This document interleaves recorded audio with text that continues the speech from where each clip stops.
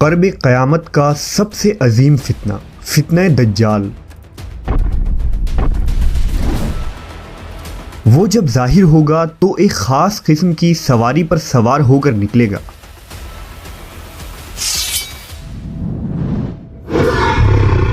उसकी सवारी में किस तरह की क़ुव्वत होगी और क्या दज्जाल के उस सवारी का ताल्लुक़ आज के जदीद दौर से है?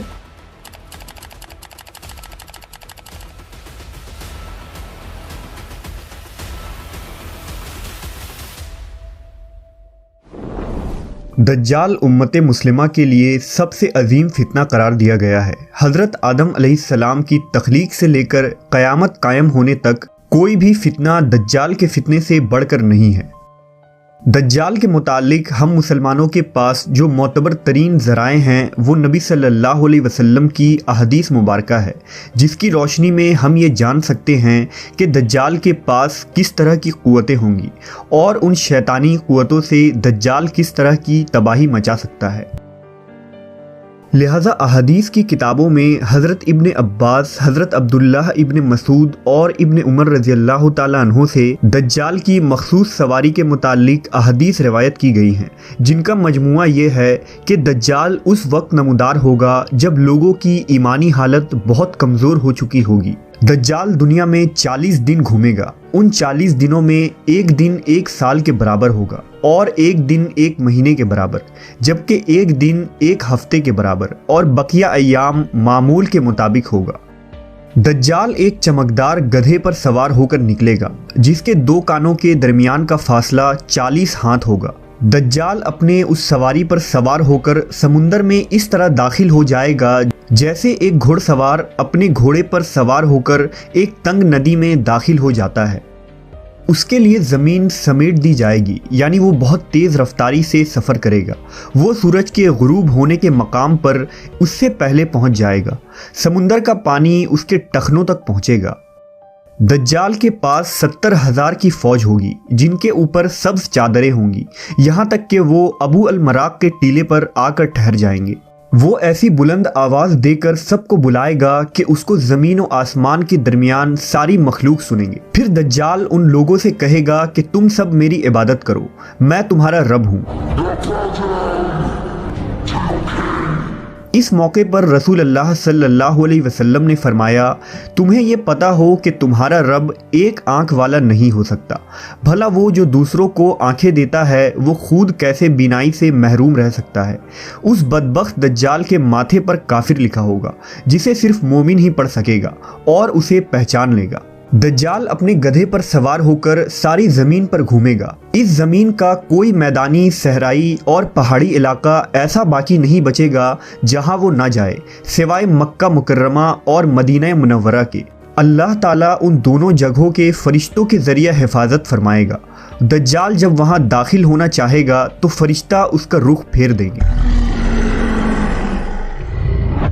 ये एक अजीमुश्शान पेशन गोई है, जिसमें दज्जाल के एक अजीबो गरीब किस्म की सवारी की तरफ इशारा है, जो आखिरी ज़माने में ज़ाहिर होगा और उसकी वजह से सफ़र में आसानी और सुरअत पैदा हो जाएगी। इन अहादीस की बुनियाद पर यहूदी ख़ास तौर पर गधे की ताज़ीम करते हैं और वो अपने खुफिया इबादात में गधे को ज़रूर शामिल करते हैं। बाज़ लोगों का ये दावा है कि अपने इबादत के दिन खुफिया तौर पर यहूदी एक गधे को उठाकर बैतुल मुक़द्दस में ले जाते हैं, जहां मुख्तलिफ रस्म व रिवाज के मुताबिक उस गधे को सजाया जाता है। सहाबा कराम के जहन में उस वक्त ये सवाल ज़रूर आया होगा कि ऐसा गधा कहाँ से आ जाएगा जिसकी लंबाई और चौड़ाई इतनी देवकामत होगी। लेकिन सहाबा कराम ने हुजूर से इस हदीस को जैसा सुना वैसा ही याद रखा और आज हम तक ये सारी अहदीस पहुंची। उलमा कराम का कहना है कि अगर हम ये कहें कि क़यामत के करीब एक ऐसा गधा पैदा हो जाएगा और ये सफ़ात उसमें पाई जाएगी तो ये बात नामुमकिन नज़र आती है।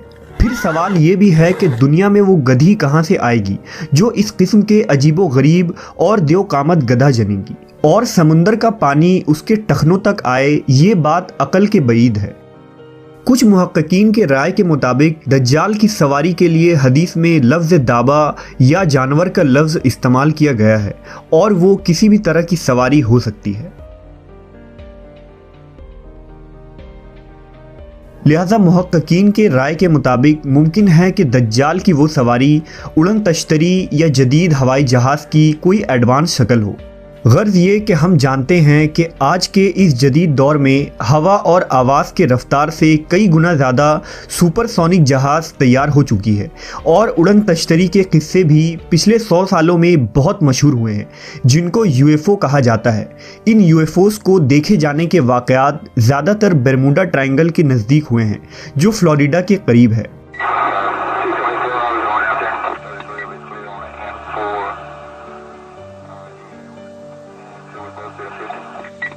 मुमकिन है कि दज्जाल की ये सवारी एक यूएफओ यानी एक ख़ास किस्म की उड़न तश्तरी हो। इन तमाम बातों से ये नतीजा निकलता है कि जदीद दौर में तो ये यूएफओज और सुपरसोनिक जहाज़ इंसानों के फ़ायदे के लिए इस्तेमाल होगा, लेकिन मुस्तकबिल में जब दज्जाल तमाम टेक्नोलॉजी पर कब्ज़ा कर लेगा तो वो इन ही जदीद सवारियों या उसकी कोई एडवांस फॉर्म पर कब्ज़ा करके पूरी दुनिया के कोने कोने तक चंद मिनटों तक पहुँच जाएगा। ये तमाम बातें इस जानिब इशारा कर रही हैं कि खुरूज दज्जाल का वक्त अब ज़्यादा दूर नहीं। बिलाशुबा ये फितनों का दौर है और इस वक्त इंसानियत दज्जाल और दज्जाली क़ुव्वतों के फितने अजीम की तरफ बढ़ रही है। लिहाजा दज्जाल, उसके हिमायती और उसके क़ुव्वतों से आगाही रख कर ही हम इस फितने अजीम से अपनी और अपने ईमान की हिफाजत कर सकते हैं।